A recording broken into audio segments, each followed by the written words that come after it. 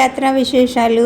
ఈరోజు తిరుమలలోని ఒక అందమైన ఆహ్లాదకరమైన ప్రదేశానికి తీసుకెళ్తాను మిమ్మల్ని, రండి.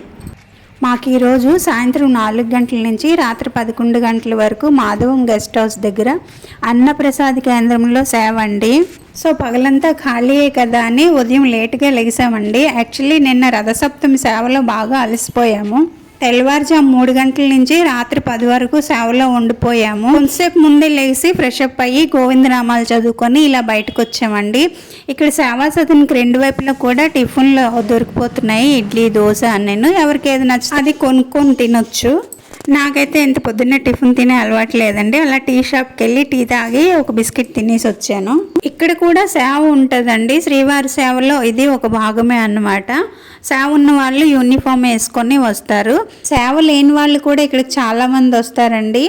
ఈ ప్రదేశం అంతా చాలా అందంగా, ఆహ్లాదకరంగా, రకరకాల పూల మొక్కలు, ఉద్యానవనాలతో చూడడానికి చాలా బాగుంటుందండి. మనసుకు చాలా ప్రశాంతంగా అనిపిస్తుంది. అదేనండి, స్వామివారికి రకరకాల పూలమాలలు, గజమాలలతో అలంకరణ చేస్తుంటారు కదా, ఆ పూలమాలలన్నీ ఇక్కడే కడతారండి. అలాగే స్వామివారికి అర్చన చేసే తులసి దళాలు అవన్నీ తుంచేసి ఇక్కడి నుంచే తీసుకెళ్తారు. ఇది ఎక్కడో కాదండి, సేవా సదన్కి ఎదురుగానే ఉంటుంది. అదిగోండి ఆ కనిపిస్తున్న బిల్డింగ్సే సేవా సదన్, ఎదురుగానే ఈ బిల్డింగ్ ఉంటుందండి. గార్డెన్ అంతా చాలా బాగున్నదండి. చిన్న చిన్న మొక్కలకే పువ్వులు ఉన్నాయి. అసలు ఆకులు కూడా లేవు, కానీ మొక్కల నిండా పువ్వులు ఉన్నాయి. చూడండి, చాలా అందంగా ఉన్నాయి కదా.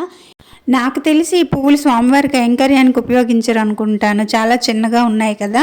ఇంత చిన్న మొక్కలు, ఆకులు కూడా లేవు, కానీ పువ్వులు మాత్రం నిండుగా ఉన్నాయి కదా. గార్డెన్ అంతా ఫుల్గా మొక్కలు ఉన్నాయండి, నర్సరీ లాగా. బంతి మొక్కలు చూడండి, చిన్న చిన్నగా ఉన్నాయి, కానీ పువ్వులు మాత్రం చాలా పెద్దవి పూసాయండి. అటుపక్క చూపిస్తాను. ఇక్కడ చిట్టు మందారాలు రెడ్ కలర్ భలే ఉన్నాయి. రకరకాల ఆకులు, గ్రాస్ లాగా ఉంది చూడండి. ఇవన్నీ కూడా శ్రీవారి మాల కట్టినప్పుడు మధ్య మధ్యలో ఈ గ్రాస్ కూడా వేసి మాల కడతారండి, అందంగా కనిపిస్తాయని. ఇవి ఒక రకం పువ్వులు చూడండి ఎంత అందంగా ఉన్నాయో, చిన్న చిన్నగా వైట్ కలర్లో. ఇక్కడ చూడండి ఒకే గమలాలో ఎన్ని రకాల పువ్వులు ఉన్నాయో.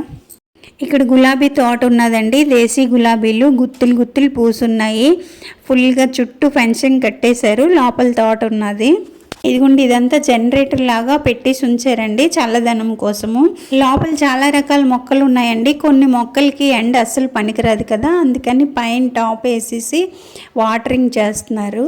ఈ గార్డెన్ అంతటికి కోనేటి నీరు సప్లై చేస్తారు అనుకుంటాను. నీరు చాలా ఫ్రెష్గా ఉన్నదండి. ఈ ఫ్లవర్ వేర్ హౌస్ అనొచ్చేమో కదా, ఏమోనండి నాకైతే తెలీదు. మేమైతే ఇక్కడికి వచ్చేసాము. ఇవన్నీ నిన్నటి పువ్వుల మాలండి.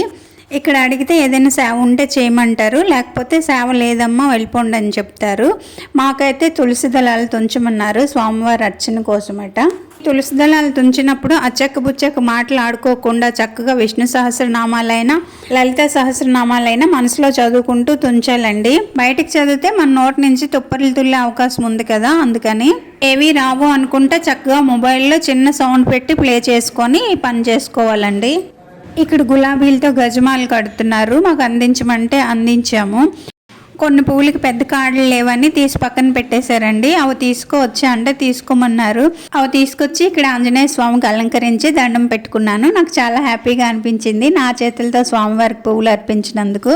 లోపల స్వామివారివి అమ్మవారి విగ్రహాలు ఉన్నాయండి. వీడియో తీయొద్దన్నారని తీయలేదు.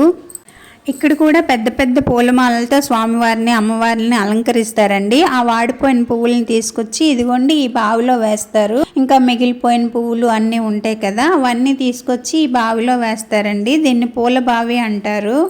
ఓకే అండి, వీడియో ఎలా ఉందో కామెంట్ చేసి చెప్పండి. నచ్చితే లైక్ చేసి షేర్ చేయండి. సబ్స్క్రైబ్ చేసుకోవడం మర్చిపోకండి. ఇంకో మంచి వీడియోతో మళ్ళీ కలుద్దాం. అంతవరకు సెలవండి, బాయ్.